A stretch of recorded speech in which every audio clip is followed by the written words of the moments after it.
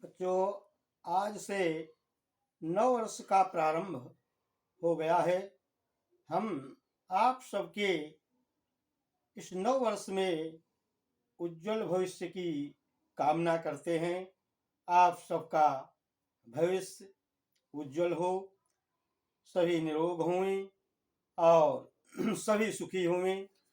सर्वे भवन्तु सुखिनः, सर्वे सन्तु निरामयाः, सर्वे भद्राणि पश्यन्तु मा कश्चित् दुःखभाग् भवेत्। इस नव वर्ष में हम यह ईश्वर से कामना करते हैं कि सभी सुखी हों, सभी निरोगी हों, सभी कल्याण को देखें, किसी को किसी भी प्रकार का कोई कष्ट या दुख न हो। हम ऐसी ईश्वर से मंगल कामना करते हैं और इस नव वर्ष 2024 में हम ऐसी आप सभी बच्चों से अपेक्षा करते हैं कि आप सब अच्छे अच्छे कार्य करें, अच्छे अच्छे विचार एक दूसरे के प्रति रखें तथा अच्छे लोगों का साथ करें। आप सभी लोग कभी भी किसी ऐसे व्यक्ति का साथ न करें जो नीच हो, अधम हो और दुराचारी हो, क्योंकि दुराचारो ही क्षीण आयु, दुष्ट व्यक्ति की आयु बहुत कम होती है। कहते हैं आज भी हम अगर सदाचारी बने और नियम संयम का पालन करें तो दीर्घायु को प्राप्त हो सकते हैं। कहते कौन 100 वर्ष तक जीवित रह सकता है बच्चों? कहते अक्रोधना सत्यवादी भूतानां विहिंसका अनुसूया श्रीहश्चे शतं वर्षाणि जीवति। जो अकारण न क्रोध करने वाला है और सदा सत्य बोलने वाला है, जीवों की हिंसा न करने वाला है, बुराइयों से दूर रहने वाला है, किसी से ईर्ष्या न करने वाला है, किसी की निंदा न करने वाला है, सह शतम वर्षाणि जीवति, वो 100 वर्ष तक जीता है। ऐसा आचरण जिस व्यक्ति के अंदर होता है वो दीर्घायु को प्राप्त करता है। और बच्चों, इस बात का भी ध्यान रखना चाहिए कि अपने से बड़ों को नित्य प्रति प्रणाम करना चाहिए तथा बड़े बूढ़ों की सेवा करनी चाहिए। इससे भी बहुत लाभ मिलते हैं। अभिवादन शीलस्य नित्यं वृद्धोपसेविना चत्वारि तस्य वर्धन्ते आयुर्विद्या यशो बलम्।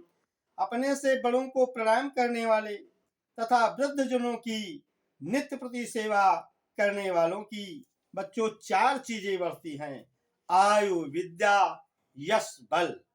इसलिए हमेशा हम सबको अपने से बड़ों का सदैव सम्मान करना चाहिए, अभिवादन करना चाहिए। तभी हम जीवन में सुखी रह पाएंगे और जहां तक हो सके तो हम अच्छे लोगों का ही साथ करें, जो हमसे गुणवान हैं, योग्य हैं, चरित्रवान हैं, उन्हीं का हम साथ करें और दुष्ट पुरुषों का साथ कभी न करें।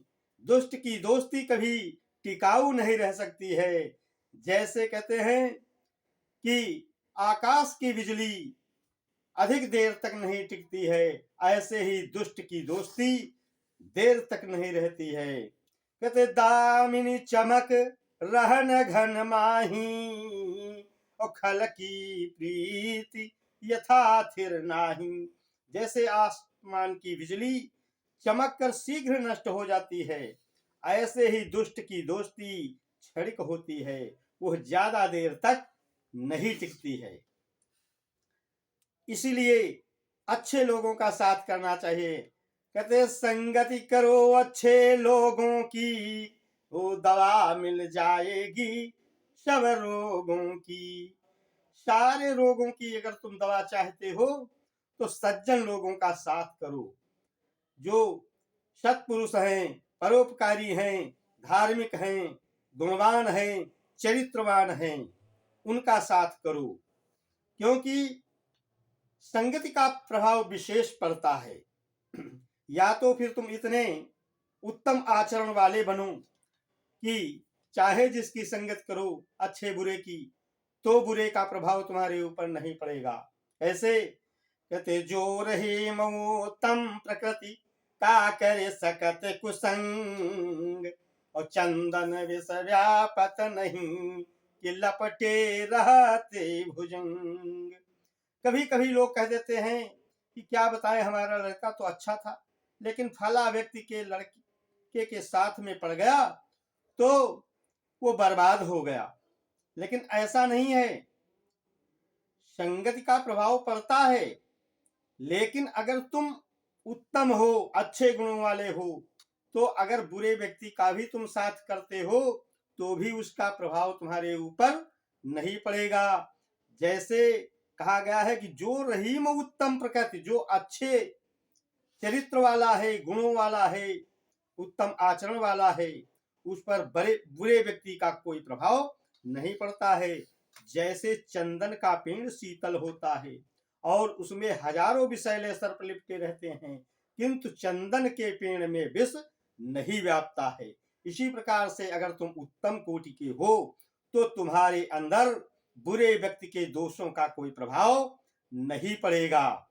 इसीलिए कहते हैं कि संगति ते गुण उपजे और संगति ते गुण जाए। कहते संगति का विशेष प्रभाव पड़ता है। संगत से ही गुण आते हैं और संगत से ही गुण जाते हैं, ऐसा लोगों का विश्वास है।